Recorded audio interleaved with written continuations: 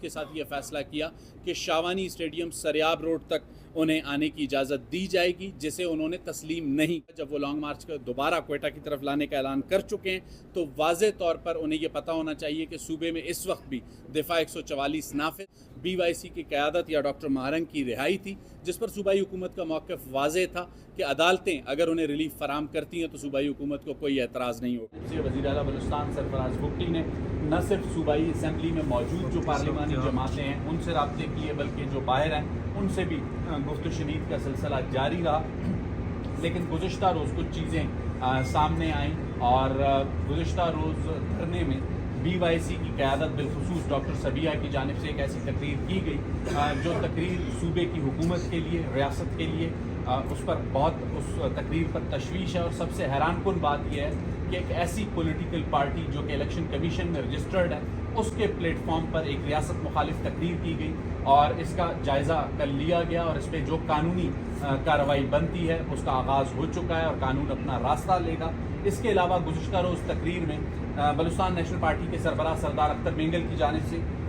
सूबाई हुकूमत के ख़िलाफ़ जो हर्जा सराई की गई उसका जवाब देने का इख्तियार और सलाहियत सूबाई हुकूमत कि इस पॉलिटिकल प्रोसेस के दौरान कोई ऐसी बात ना की जाए जो उसे डीरेल करे या फिर जो उनकी पॉलिटिकल तरबियत है उस पर उसका कोई असर पड़े। तो इसलिए फ़िलहाल ये मौका नहीं है कि उन्हें इस बात का जवाब दिया जाए, लेकिन इसका इख्तियार बलूचिस्तान की हुकूमत, वज़ीर आला बलूचिस्तान बहैसियत तर्जुमान में उनके हम पूरी तरह रखते हैं। लेकिन अब भी हम जिसे कहते हैं वो रिस्ट्रेंट का मुज़ाहरा कर रहे हैं, उन्हें ये जवाब नहीं दे रहे, जिसकी वाज़ेह हिदायत हैं वज़ीर आला बलूचिस्तान सरफराज बुगटी की जानिब से कि उनकी ये पॉलिटिकल तरबियत नहीं है कि बिलो द बेल्ट गुफ्तगू की जाए। इसके अलावा जो मुज़ाकरात का प्रोसेस था बलूचिस्तान नेशनल पार्टी के साथ सरदार अख्तर मेंगल के साथ 2 दौर वज़रा की कमेटी ने किए। इससे अलावा वज़ीर आला बलूचिस्तान सरफराज बुगटी ने डॉक्टर अब्दुल मालिक बलोच, जमीयत उलमा इस्लाम, अवामी नेशनल पार्टी, बलूचिस्तान अवामी पार्टी जो भी इत्तेहादी हुकूमत में शामिल थे या अपोजिशन में मौजूद थे, उनके साथ एक पॉलिटिकल कंसेंसस डेवलप किया और इस पॉलिटिकल कंसेंसस के नतीजे में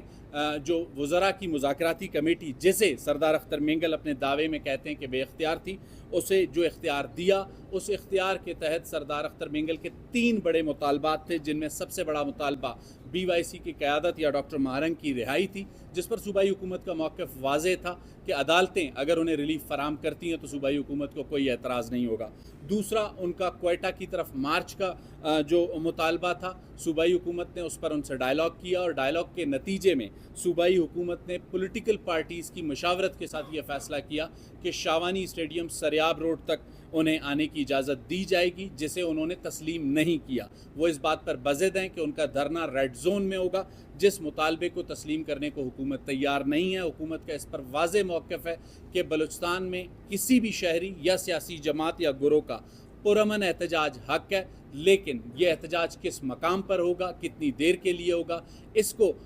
मैनेज किस तरीके से किया जाएगा, ये डिस्ट्रिक्ट एडमिनिस्ट्रेशन का राइट है, तो उस राइट को हुकूमत एक्सरसाइज करना चाहती है। सरदार अख्तर मेंगल को मुज़ाकराती कमेटी की जानिब से जो ऑफ़र की गई है, हुकूमत बलूचिस्तान अब भी अपनी उस ऑफ़र पर कायम है। अब मज़ीद जो भी इस पर फ़ैसला करना है वो सरदार अख्तर मेंगल ने करना है और बलूचिस्तान नेशनल पार्टी ने करना है, लेकिन साथ में उन्हें ये याद रखना होगा जब वो लॉन्ग मार्च को दोबारा क्वेटा की तरफ लाने का ऐलान कर चुके हैं तो वाज़े तौर पर उन्हें ये पता होना चाहिए कि सूबे में इस वक्त भी दिफा 144 नाफिज है। पॉलिटिकल रिस्ट्रेंट का मुज़ाहरा सूबाई हुकूमत की जानिब से किया जा रहा है, लेकिन अगर उसकी खिलाफ वर्जी की कोशिश की जाएगी तो कानून अपना रास्ता लेगा। कोई सवाल इजाज़त नहीं दी। पॉलिटिकल डायलॉग के दौरान एक ऑफ़र की है और उस पॉलिटिकल डायलॉग के दौरान उस ऑफ़र को उन्होंने तस्लीम नहीं किया। वो बज़िद हैं कि उनका एहतजाज जो है रेड जोन पर होगा और रेड जोन को यरगमाल बनाने की सिविल सेक्रेटरीट हो, चीफ मिनिस्टर हाउस हो, हाई कोर्ट हो, बलूचिस्तान असम्बली हो, उसकी इजाज़त पहले भी नहीं दी गई, अब भी नहीं दी जाएगी। इल्म के मुताबिक अभी तक किसी भी वज़रा की कमेटी ने या हुकूमती सतह पर